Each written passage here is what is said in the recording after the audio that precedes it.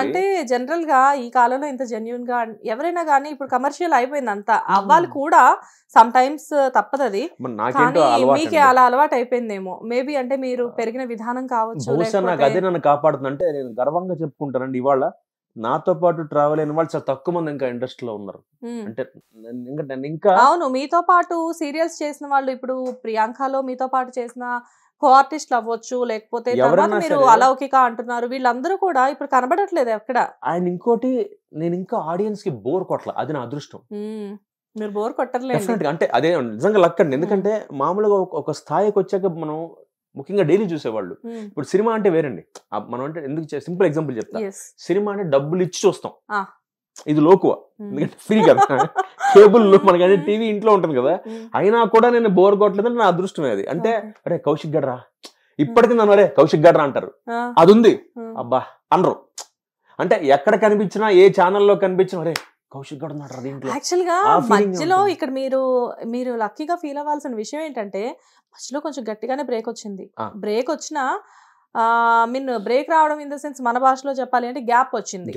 Gap వచ్చినా గానీ మళ్ళీ మిమ్మల్ని ప్రేక్షకులు ఇంత బాగా రిసీవ్ చేసుకుంటున్నారు అంటే నమ్మరండి. ఈటీవీ తర్వాత నాకు మళ్ళీ నా సెకండ్ లైఫ్ జెమినీ దేవత అండి.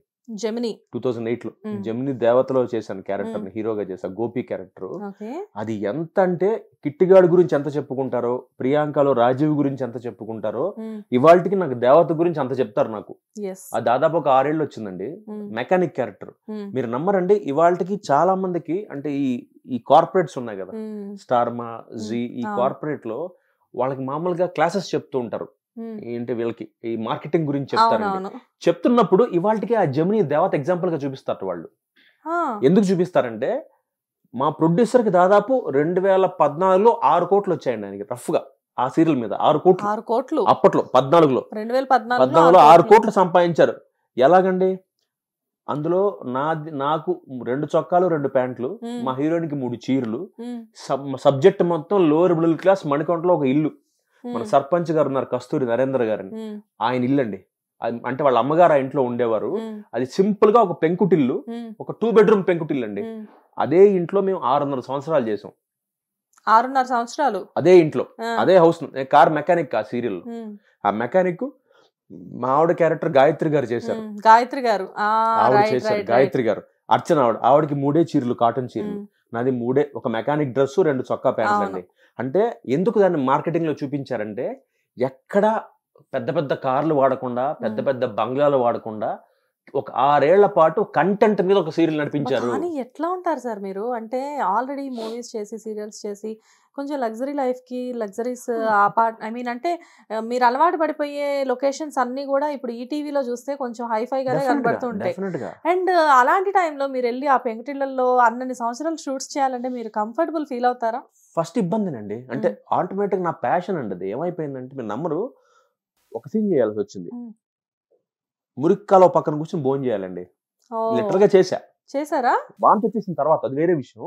కాకపోతే అది ఆ క్యారెక్టర్, ఆ గోపి అనేవాడు వాడు అంతే. అంటే వాడు హవాయి చెప్పులు, ఒక మెకానిక్ ఎంత నేచురల్ గా, ఎంత నార్మల్ గా ఉండాలి అంటే వాడు కింద కూర్చుని భోజనం చేసాడు, ఒక చిన్న అరిటాకు తీసుకుని తినేయడం, ఈ టైప్ క్యారెక్టర్. ఒక హీరో హోండా స్ప్లెండర్ ఉండేది. అది కూడా మా వాళ్ళు ఎలాంటి స్ప్లెండర్ తీసుకొచ్చారంటే అప్పటికే పాత పడిపోయిన స్ప్లెండర్ తీసుకొచ్చారు. అంటే 10 సార్లు కిక్ కొడితే కానీ స్టార్ట్ అయిన స్ప్లెండర్ నాది. ఆ స్ప్లెండర్ మీద తిరిగేసి, అంటే ఎలా అంటే మేకప్ లేకుండా, అంటే ఎంత నా ఫేస్ ఆ 6 ఏళ్ల పాటు ఎలా అయిపోయిందంటే నాకు కనీసం తర్వాత నేను ఒక 4-5 సార్లు ఫేషియల్స్కి వెళ్ళా. గోల్డ్ ఫేషియల్ కి, ప్లాటినం ఫేషియల్ కి వెళ్ళా. ఆ ప్రాజెక్ట్ అయిపోయిన తర్వాత మొత్తం ట్యాన్ స్కిన్, అంటే బాడీ మొత్తం ట్యాన్. మేకప్ ఎవరికి అదొకటి చేసామండి. అదొకటి నాకు ఎంత లైఫ్ ఇచ్చిందంటే ఒక్కసారి నన్ను సప్పని లేపిందండి పైకి. అప్పటిదాకా కౌశిక్ రా చేసేవాడు. ఎప్పుడైతే గ్యాప్ వచ్చిందన్న మీకు 2006లో గ్యాప్ వచ్చాక 2 years గ్యాప్ అండి. అప్పుడు బిగ్ ఎఫ్ఎం లో ఆర్జే సెలబ్ జాబ్ గా చేశా.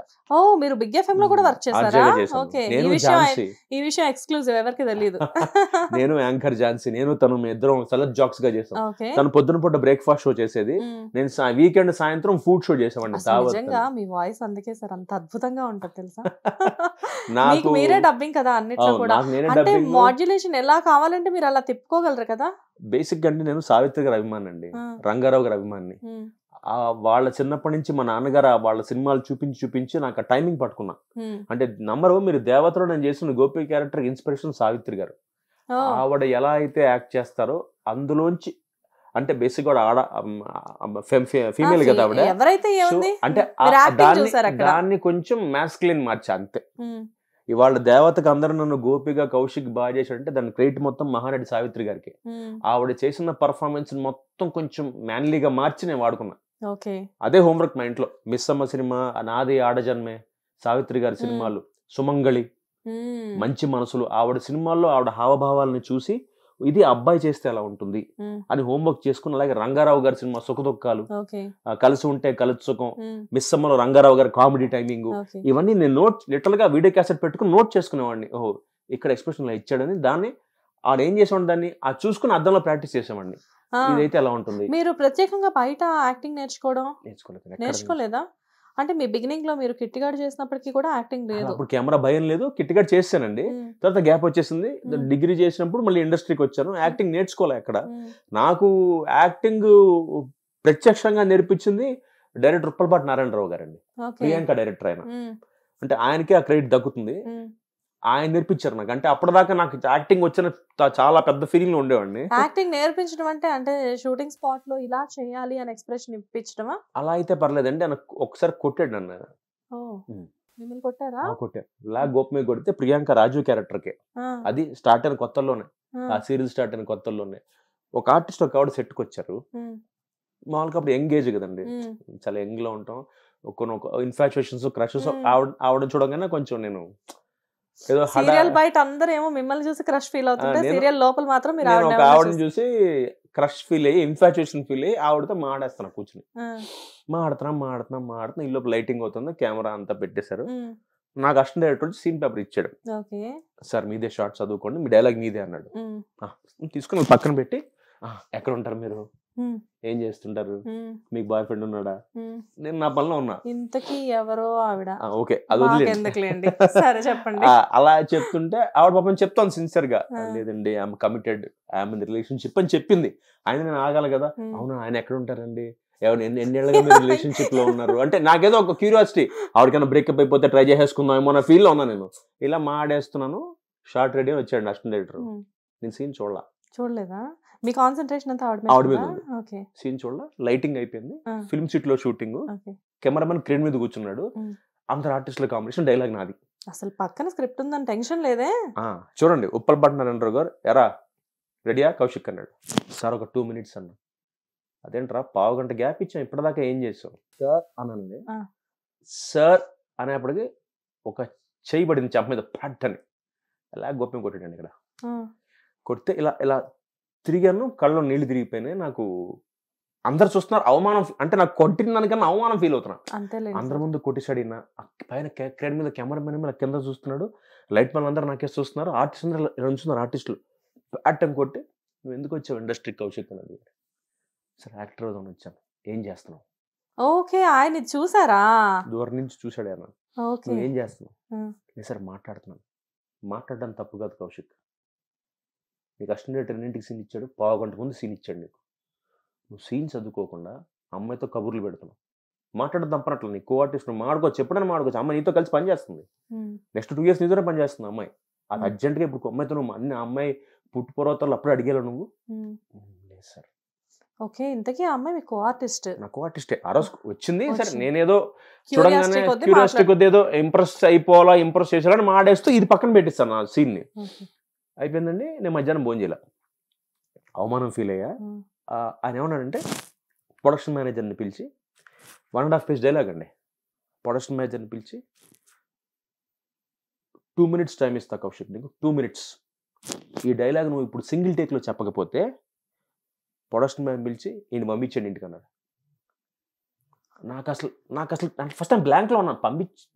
అన్న 2 minutes టైం ఇస్తా, డైలాగ్ చదువుకో, బట్టి పట్టి చెప్పాలి. ఇప్పుడు ఈ షార్ట్లో నువ్వు సింగిల్ టేక్లో చెప్పలేకపోయావు అనుకో, నీ ప్లేస్లో ఇంకొని పెట్టేస్తున్నా, మేనేజర్ గారు ఈ అబ్బాయి ఇప్పుడు చెప్పలేకపోతే వీడిని పంపించండి కారు ఇచ్చన్నాడు.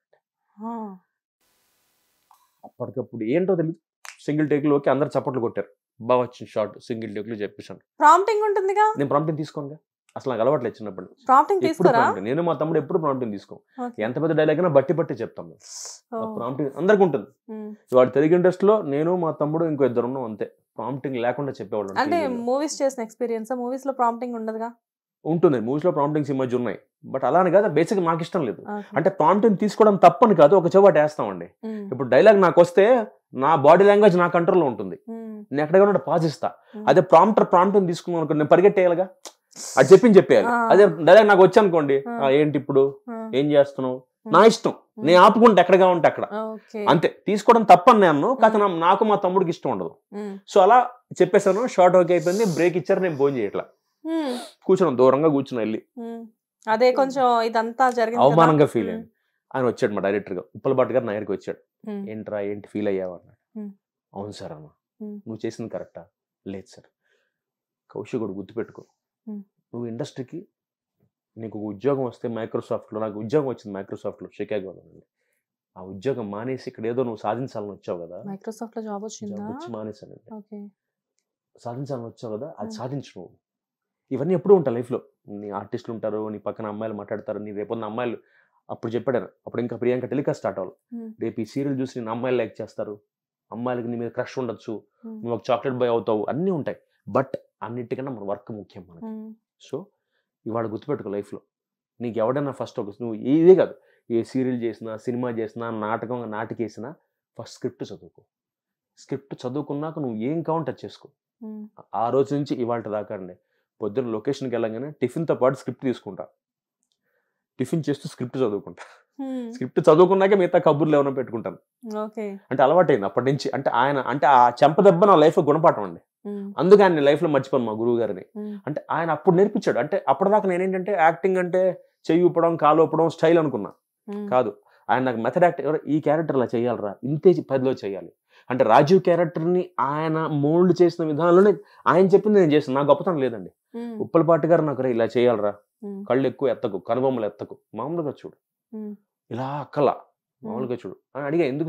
ఎందుకు సార్ ఇలా చేయకూడదంటే అప్పుడు ఆయన చెప్పాడు, ఒరే నాటకాలను చేసే ఆర్టిస్టులకి 100 కుర్చీలో ఉన్నవాడికి కనిపించాలి కాబట్టి ఎక్కువ చేయాలరా, టీవీకి వచ్చేప్పటికి మనం దాన్ని సగం తగ్గించాలి, సినిమాకి వచ్చేప్పటికి ఇంకా సగం తీసేయాలి, ఎందుకంటే సినిమా 70mm స్క్రీన్. ఇప్పుడు నేను మామూలుగా నాటకానికి షాక్ అవ్వాలంటే ఇలా అవ్వాలి, ఎందుకంటే 100 కుర్చీ వాడికి ఎక్స్ప్రెషన్ కనిపించాలి చివరి వాడికి. అదే టీవీకి వస్తే ఇలా అవ్వాలి, అదే సినిమాకి వస్తే చాలు. ఎందుకు 70mm అది ఇలా చూస్తారు నేను ఆడియన్స్. సో అంతకన్నా చేయకూడదు. ఇది ఆయన దగ్గర అంటే ఫిల్మ్ ఇన్స్టిట్యూట్కి వెళ్లకుండా, డబ్బులు కట్టకుండా ఆయన దగ్గర నేర్చుకున్న పాఠాలు ఇవన్నీ. ఇప్పటికి ఆయన ఇండస్ట్రీలో ఉన్నారండి. ఇప్పుడు అంటే ఇప్పుడు ఆయన చేయట్లేదు, ఆయన సినిమాలు ప్రొడ్యూస్ చేస్తున్నారు. వాళ్ళ అబ్బాయి ఇప్పుడు ఎంట్రూ ఫిల్మ్స్ అని ఆయన కంపెనీ స్టార్ట్ చేశారు వాళ్ళ అబ్బాయి. సో అందులో ఇప్పుడు ఆయన ఈజ్ ప్రొడ్యూసింగ్ మూవీస్ అన్నమాట. ఒక ఓటీటీకి వెబ్ సిరీస్ చేస్తున్నారు. అంటే ఆయన ఇప్పటికి అంటే మీరు టచ్ లో ఆయన కలుస్తూ ఉంటాను. నేను ఆయనకి ఫేవరెట్ పెట్టి ఇప్పుడు ఎలా ఉన్నావు అంటే ఇప్పుడు అంటే అది చెప్తాను. అంటే ఆ ఇన్సిడెంట్ అంతా మన మంచికి అనుకుంటాం కదండి, దానివల్ల నా పందా మారిపోయింది, నా అప్రోచ్ మారిపోయింది. అంటే అప్పటిదాకా నేను ఆర్టిస్ట్ని ఏముంది చదువుకోవాలి, ఎలాగో చదువుకుంటాం కాదు, ఫస్ట్ నువ్వు వచ్చిన పని ఏంటి, యాక్ట్ చేయాలి, డైలాగ్ చదువుకోవాలి. అప్పటి నుంచి మొదలెట్టానండి. ఇప్పుడు మామూలుగా మనకి సినిమాలో కానీ సీరియల్స్ కానీ ఆర్డర్లో చేయవండి షూటింగ్. మనం ఒక్కొక్కసారి వెనక సీన్ ముందు చేసేస్తాం. సో ఆ 3 తెలుసుకోవాలి, ఆ 3 క్యారీ చేయాలి. అందుకే నేను ఏం చేస్తానంటే ఒక సీన్ పేపర్ నాకు ఇవ్వగానే, ఎగ్జాంపుల్ 175 సీన్ నెంబర్ నాకు ఇస్తే నేను కో డైరెక్టర్ని పిలిచి 174 ఏమైంది 176 ఏం జరుగుతుంది, ఓకే ముందు వెనక కూడా చూసి యాక్ట్ చేస్తాను. ఆ 3ని క్యారీ చేయడం కోసం ఎడిటింగ్ అంతా అయిపోయిన తర్వాత మీకు చూస్తే నాది ఒకే 3 ట్రావెల్ అవుతుంది. కానీ షూటింగ్ ఎలా చేస్తాం, ఫస్ట్ మేము చివరిది ఫస్ట్ చేసేస్తాం. లైటింగ్ ఇష్యూస్, లొకేషన్ ఇష్యూస్, లేకపోతే వర్షం పడడం వల్ల చివరిది ముందు చేసి తర్వాత చేస్తాం. బట్ ఆ చేసిన మీకు 3 క్యారీ అవ్వాలిగా. అలాగా ఇన్ని టెక్నిక్స్ ఉంటాయా sir? Hit TV presents like, share, comment. TV వాళ్ళకు కూడా నేను ఒక సర్ప్రైజ్ ఇద్దాం అనుకుంటున్నాను. మీరు మాత్రమే జెస్సీ ఎందుకు అయ్యారు? ఇలాంటి అమ్మాయిలకి పిలవడానికి బాగుంటుంది.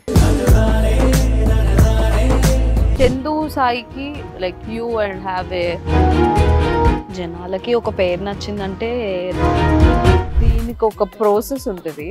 ఎందుకు ప్రాసెస్? డైరెక్ట్‌గా వెళ్ళిపోదాం. ఏదైనా ఒకటి మర్చిపోయినావా నువ్వు? మర్చిపోయినా మేడం. ఏం మర్చిపోయారు? నా గుండె.